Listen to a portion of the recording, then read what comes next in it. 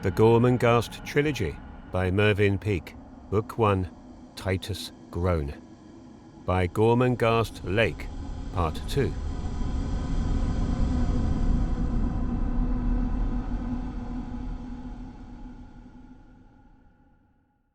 "What was that?" said Irma, swivelling her neck about in a most lubricated way. "I said, what was that, Bernard? It sounded like a splash. Do you hear me, Bernard? I said it sounded like a splash." "That's why," said her brother. "That's why? What do you mean, Bernard, by that's why? You are so tiresome. I said you are so tiresome. That's why what?" "That's why it was like a splash, my butterfly." "But why? Oh, my conscience for a normal brother. Why, Bernard, was it like a splash?" "Only because it happened to be one, peahen," he said. "It was an authentic, undiluted splash." "An undiluted splash." "Oh," cried Mrs. Slagg, her fingers plucking at her nether lip. "It wasn't the shark, was it, Doctor, sir? Oh, my weak heart, sir. Was it the shark?" "Nonsense," said Irma. "Nonsense, you silly woman. Sharks in Gormenghast Lake, the very idea." Fuchsia's eyes were on Steerpike. He was a strong swimmer and was by now halfway across the lake, the thin white arms obtusely angled at the elbows, methodically dipping and emerging. Cora's voice said, "I can see somebody." "Where?" said Clarice. "In the water." "What? In the lake?" "Yes, that's the only water there is, stupid." "No, it isn't." "Well, it's the only water there is that's near us now." "Oh, yes, it's the only water of that sort. Can you see him?" "I haven't looked yet." "Well, look now." "Shall I?" "Yes, now." "Oh, I see a man. Do you see a man?" "I told you about him. Of course I do." "He's swimming to me." "Why to you? It might as well be to me." "Why?" "Because we're just the same." "That's our glory." "And our pride." "Don't forget that." "No, I won't." They stared at the approaching swimmer. His face was most of the time either under water or lying sideways along it to draw breath, and they had no idea that it was Steerpike. "Clarice," said Cora. "Yes." "We are the only ladies present, aren't we?" "Yes." "What about it?" "Well, we'll go down to the shore so that when he arrives we can unbend to him." "Will it hurt?" said Clarice. "Why are you so ignorant of phrases?" Cora turned her face to her sister's profile. "I don't know what you mean," muttered Clarice. "I haven't time to explain about language," said Cora. "It doesn't matter." "Doesn't it?" "No, but this is what does." "Oh, we are being swum to." "Yes, yes. So we must go and patronize him now." "Now?" "Yes, now." "Are you ready?" "When I get up, I'll be." "Have you finished?" "Nearly. Have you?" "Yes." "Come on, then." "Where?" "Don't bother me with ignorance. Just walk where I do." "Yes." "Look." "Look." Steerpike had found himself in his depth and was standing upright. The water lapped at the base of his ribs, the mud of the lake's floor oozing between his toes, while he waved his arms over his head to the group, the bright drops falling from them in sparkling strings. Fuchsia was excited. She loved what he had done. To suddenly see them, to throw off his clothes, to plunge into the deep water and to strike out across the lake to them, and then finally to stand, panting, with the water curling at his narrow, wiry waist, was fine, all upon the spur of the moment. Irma Prunesqualler, who had not seen her admirer for several weeks, gave a shriek as she saw his naked body rising from the lake, and covering her face with her hand she peered between her fingers. Nanny still couldn't make out who it was, and months afterwards was still in doubt. Steerpike's voice sounded over the shallow water. "Well met," he shouted. "Only just saw you. Lady Fuchsia, good day. It's delightful to see you again. How is your health?" "Miss Irma, Excuse my skin. And, Doctor, how's yours?"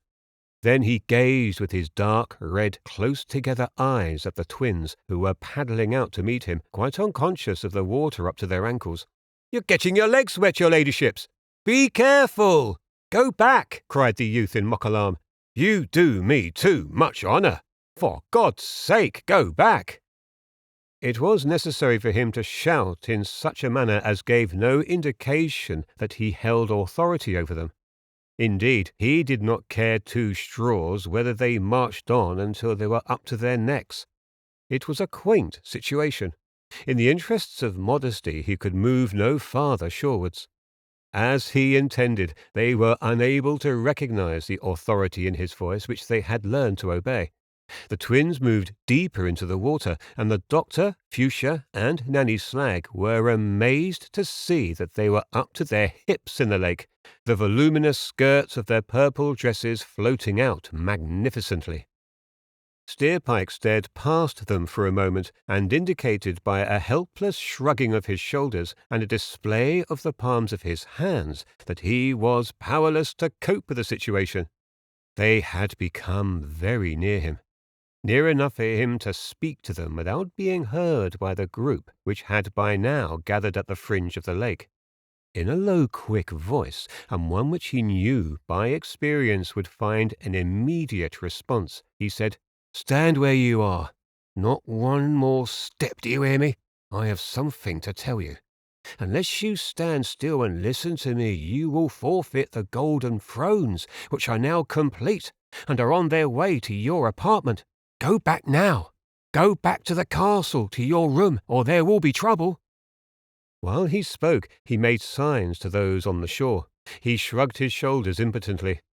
The while his quick voice ran on, mesmerizing the twins, hip deep among the sparkling ripples. "You will not speak of the fire, and you will keep to yourselves and not go out and meet people as you are doing today against my orders. You have disobeyed. I shall arrive at your rooms at 10 o'clock tonight. I am displeased, for you have broken your promise. Yet you shall have your glory, but only if you never speak of the fire. Sit down at once." This peremptory order was one which Steerpike could not resist.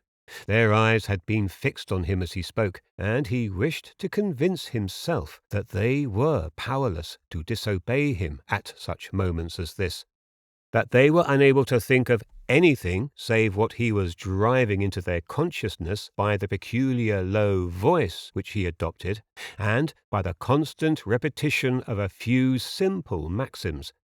A twist of his lips suggested the vile, overweening satisfaction he experienced as he watched the two purple creatures sink upon their rears in the lukewarm lake. Only their long necks and saucer-like faces remained above the surface. Surrounding each of them was the wavering fringe of a purple skirt. Directly he had seen, tasted, and absorbed the delicious essence of the situation, his voice rapped out, "Go back! Back to your rooms and wait for me! Back at once! No talking on the shore!"